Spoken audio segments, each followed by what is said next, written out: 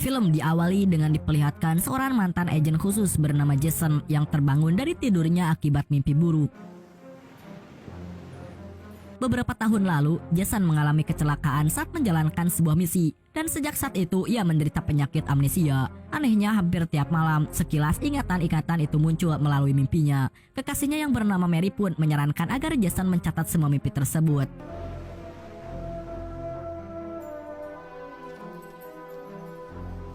Di lain sisi, tepatnya di Berlin, Jerman, sebuah transaksi rahasia sedang dilakukan oleh para agen CIA. Mereka berencana untuk membeli sebuah informasi rahasia dari seorang informan. Operasi ini dipimpin oleh agen bernama Fem.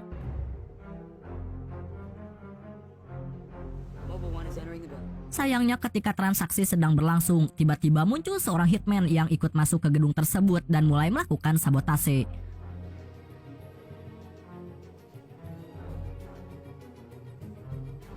Tapi anehnya, ia juga sengaja meninggalkan sebuah sidik jari pada alat peretas jaringan listrik yang digunakannya.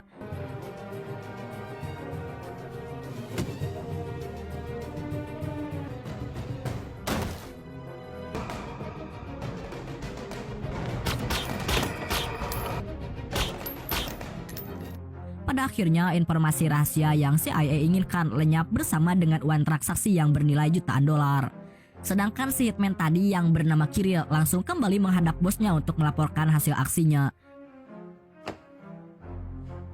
Pria ini bernama Gretkov. Beliau adalah salah satu miliuner Rusia berkat bisnis di bidang pertambangan. Nampaknya aksi mereka belum selesai karena Kirill kembali diminta untuk segera ke India demi membunuh Jason. Rupanya 2 tahun terakhir, Jason hidup damai di India bersama dengan istrinya, bersembunyi dari CIA dan proyek khusus bernama Tristan. Tapi tentu saja, walaupun demikian, tak sedikit pun Jason merasa dirinya aman. Makanya ketika ia melihat sosok Kirill yang tiba-tiba muncul di wilayahnya, ia langsung tahu kalau ada yang tidak beres. Makanya Jason segera meminta Mary untuk bersiap-siap meninggalkan kota tersebut. Sayangnya, Kirill berhasil menemukan mereka lebih dulu.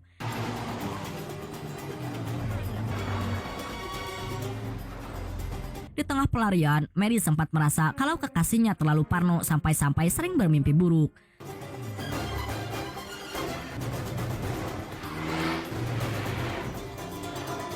Setelah berkendara belasan menit, mereka belum juga berhasil mengecoh Kirill. Maka dari itu, Jason meminta agar Mary yang mengambil alih kemudi, sedangkan dirinya bersiap-siap untuk aksi saling tembak jika memang diperlukan.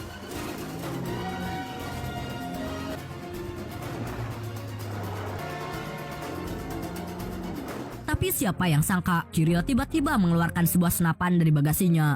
Dan begitu Jason sudah merasa telah berhasil meninggalkan musuhnya, tiba-tiba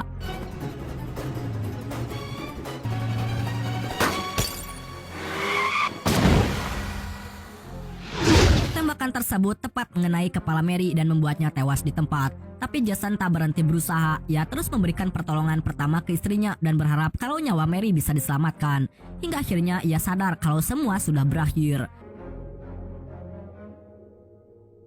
Kirill sendiri terlihat senang karena mengira Jason telah tewas. Yang menjadi pertanyaan mengapa mereka sangat menginginkan kematiannya. Singkat cerita, begitu misinya selesai, Kirill pun kembali menghadap Gretkov untuk menerima bayarannya. Di lain sisi, CIA mulai mencari tahu siapa orang yang menggagalkan transaksi mereka kemarin. Setelah diselidiki, mereka menemukan sebuah sidik jari yang Kirill sempat sengaja ditinggalkan. Sayangnya begitu sidik jari tersebut dimasukkan ke dalam sistem, tiba-tiba muncul peringatan bahwa file mengenai orang tersebut bersifat sangat rahasia, bahkan sekelas agen Pem pun belum bisa mengaksesnya.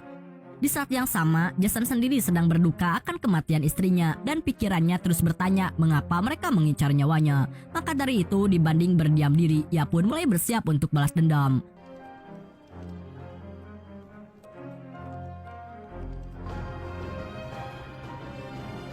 Kembali ke agen Pem yang sedang menghadap pimpinannya agar diizinkan untuk mengakses file mengenai Tristan. File tersebut sebenarnya bersifat sangat rahasia, namun demi mengungkap kasus ini, Pem akhirnya diizinkan untuk mengaksesnya.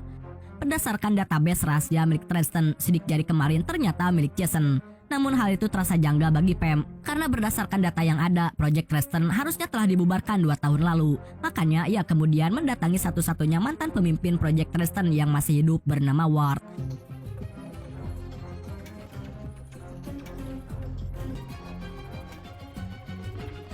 Disinilah Pam mulai mempelajari betapa berbahayanya sosok Jason. Di lain sisi, Jason saat ini memasuki wilayah Italia. Anehnya ketika masuk ke negara tersebut, ia menggunakan paspor mencantumkan identitas aslinya.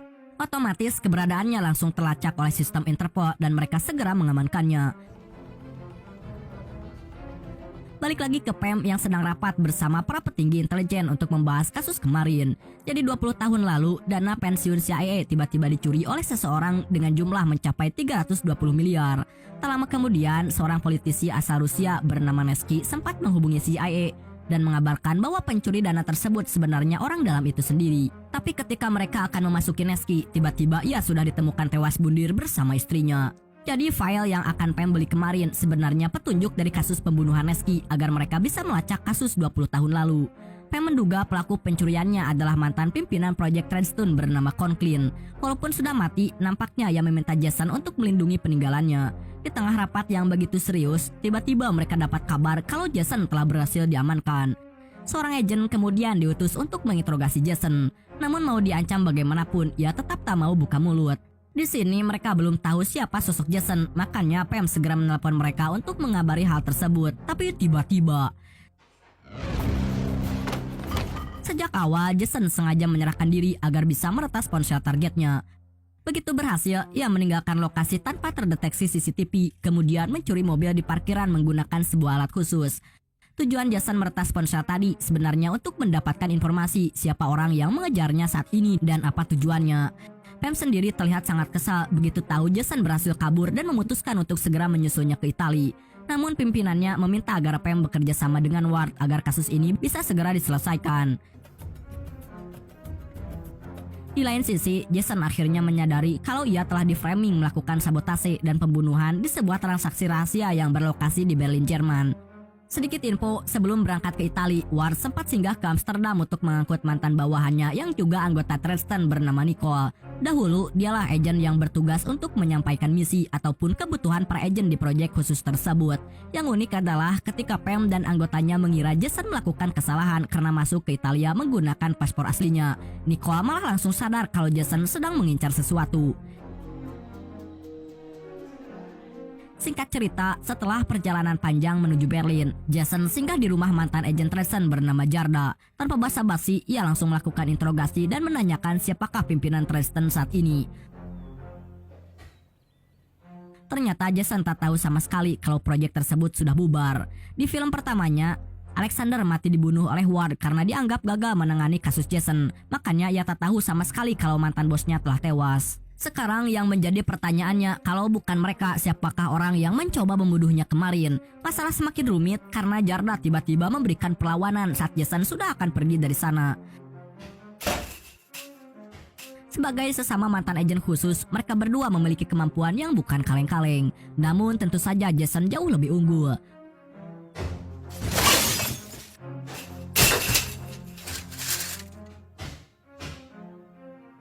Untuk menghilangkan jejaknya, Jason kemudian meledakkan rumah Jarda dengan cara membocorkan pipa gas, lalu memasukkan majalah di sebuah alat pemanggang roti untuk memicu percikan api dalam beberapa menit ke depan. Ketika anak buah Jarda tiba di lokasi, ledakan pun terjadi.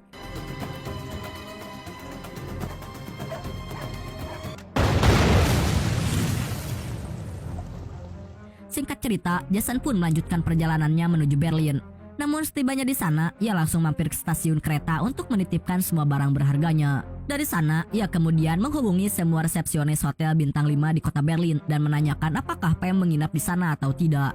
Dengan cara simpel ini, ia berhasil menemukan targetnya. Sedangkan untuk mengetahui nomor kamar Pam, Jason kemudian mendatangi hotel yang dimaksud dan meminta dihubungkan langsung melalui resepsionis. Percaya atau tidak, teknik simpel ini berhasil membongkar keberadaan seorang petinggi CIA.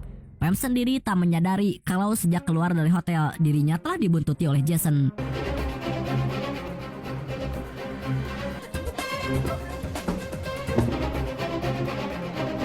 Hingga akhirnya ketika Pam tiba di markas rahasianya, ia langsung memerintahkan semua orang untuk mempercepat proses pelacakan dari Jason. Lucunya Jason sendiri malah sudah bersiap untuk membunuhnya menggunakan senapan dari gedung sebelah. Tapi sebelum menarik pelatuk senjatanya, ia menelpon nomor Pam terlebih dahulu untuk memastikan apakah dia dalang dari pembunuhan istrinya. Jason semakin bingung begitu ia melihat sosok Nicole yang juga kebetulan berada di sana. Makanya tiba-tiba ia menawarkan diri untuk bertemu di lokasi yang telah ditentukan dengan syarat mereka harus menjadikan Nicole sebagai perantaranya. Lucunya, di sini Pam mencoba berbohong dan bilang bagaimana kalau mereka tak bisa menemukan sosok wanita yang Jason maksud. Tapi tiba-tiba Jason bilang itu mudah karena Nicole sedang berdiri di sampingmu.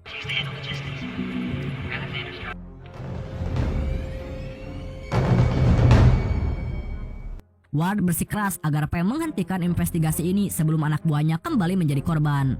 Namun Pam sendiri merasa ada yang tidak beres dan tetap mengurus Nicole ke lokasi pertemuan yang Jason sudah ditentukan. Tapi tentu saja ia tak ingin menyiapkan kesempatan ini, makanya di lokasi tersebut sudah ada 5 agen yang membaur di antara kerumunan plus beberapa sniper di atas gedung. Tapi mereka tak menyangka sama sekali kalau di lokasi itu juga sedang ada demonstrasi besar-besaran. Dan tak lama kemudian ponsel Nicole berdering. Jason memintanya untuk segera naik ke sebuah tram yang kebetulan sedang melintas di hadapannya. Beberapa agen yang mengawal Nicole sejak tadi mencoba mengikutinya.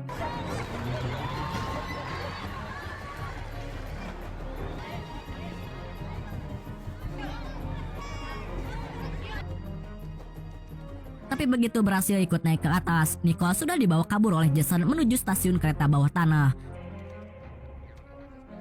Rupanya sejak awal Nicole ini dipasangi alat penyadap. Begitu Jason bilang kalau dirinya di-framing oleh seseorang, semua percakapan tersebut didengar oleh Pam. Tapi alat penyadap itu mulai tak berfungsi ketika Nicole dibawa ke ruangan khusus. Di sini Jason tiba-tiba kembali mengingat sedikit dari masa lalunya saat bertugas di Berlin. Namun ia tak bisa mengingat keseluruhan dari misi tersebut. Lucunya ketika Nicole ditanya soal kematian Neski, ia juga tak tahu apa-apa. Bahkan seingatnya selama bertugas di Dresden, Jason belum pernah ditugaskan ke Berlin. Pam sendiri mulai menyelidiki kebenaran perkataan Jason, namun Ward malah terlihat sangat panik dan ngotot agar mereka fokus untuk langsung membunuhnya. Lagi pula sejak awal, Jason memang adalah seorang buron. Tak lama kemudian, orang kepercayaan Ward meminta waktu untuk menunjukkan temuannya. Ternyata diam-diam ia sudah menyelidiki TKP tempat sidik jari Jason ditemukan. Menurutnya sejak awal seseorang memang berencana untuk menjebak Jason, namun tiba-tiba Jason sendiri sempat mendatangi sebuah warnet untuk mencari berita mengenai pembunuhan Neski 20 tahun lalu. Ia sangat yakin kalau dialah pembunuhnya, dan itu merupakan misi pertamanya yang langsung diperintahkan oleh Coughlin.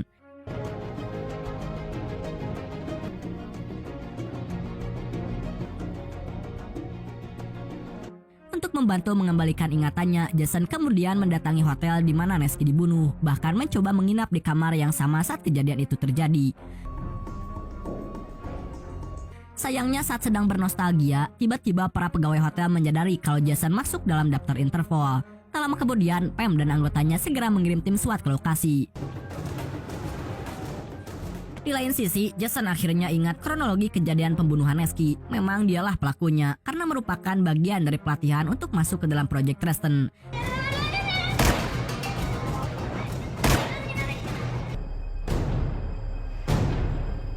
Di saat yang sama, pasukan SWAT akhirnya tiba di lokasi. Mereka langsung berhasil menerobos pintu hotel.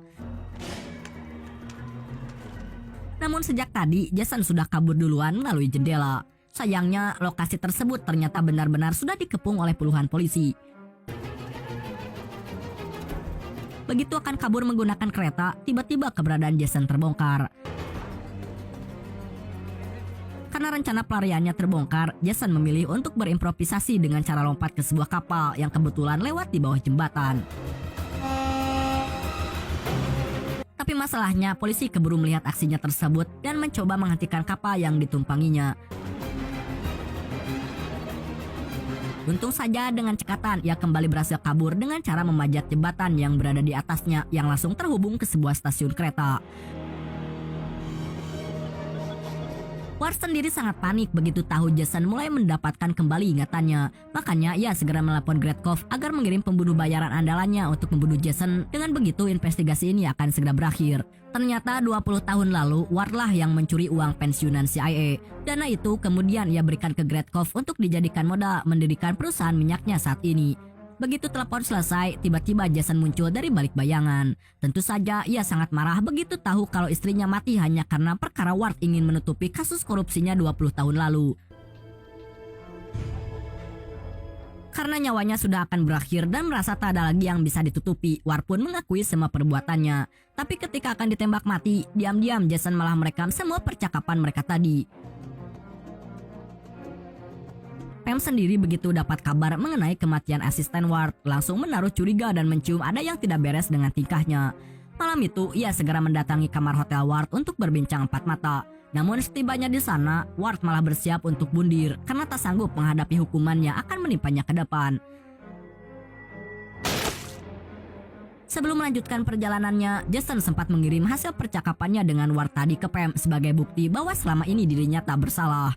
Tapi bagaimanapun juga, CIA nampaknya belum puas dengan temuan yang ada dan memutuskan untuk tetap mencari keberadaan Jason yang saat ini sedang dalam perjalanan menuju Moskow. CIA segera meminta bantuan kepolisian Rusia untuk menangkap Jason, yang menjadi pertanyaan mengapa ia ke sana, bukankah Ward sudah mati. Di saat yang sama, Gretkov terlihat kembali menemui Kirill. Sebelum kasus ini menjeratnya, ia ingin Jason dibunuh lebih dulu. Yang unik adalah Kirill ternyata bukan sekedar pembunuh bayaran, melainkan agen khusus Rusia yang kebetulan jasanya disewa oleh Gretkov. Tak butuh waktu lama baginya untuk bisa mendapatkan informasi mengenai keberadaan targetnya.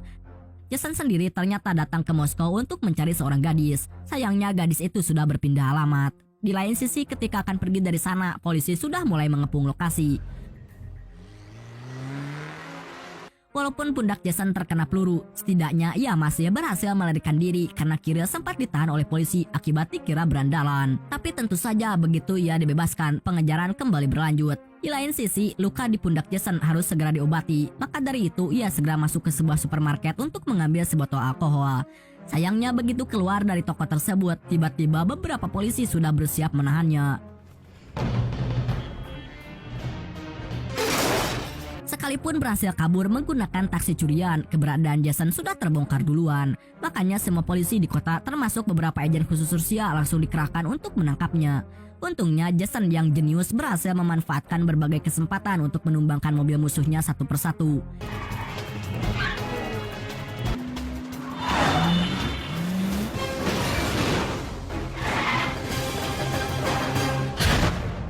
Hingga pada akhirnya ketika Kirill mulai melancarkan serangan, terjadilah pertempuran hebat antara mereka berdua.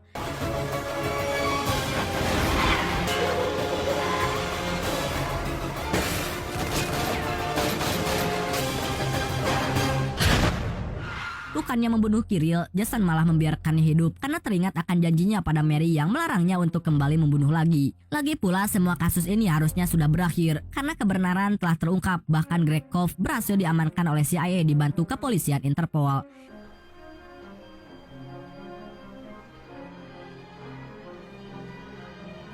Jason ternyata ngotot datang ke Rusia demi menemui seorang gadis yang tak lain adalah putri Nevsky bernama Irena. Selama ini kematian Nevsky diberitakan akibat dibunuh oleh istrinya yang kemudian juga mengakhiri hidupnya dengan bundir. Walaupun sudah terlambat, Jason ingin menyampaikan fakta bahwa selama ini berita itu tidak benar dan dialah pembunuh utamanya.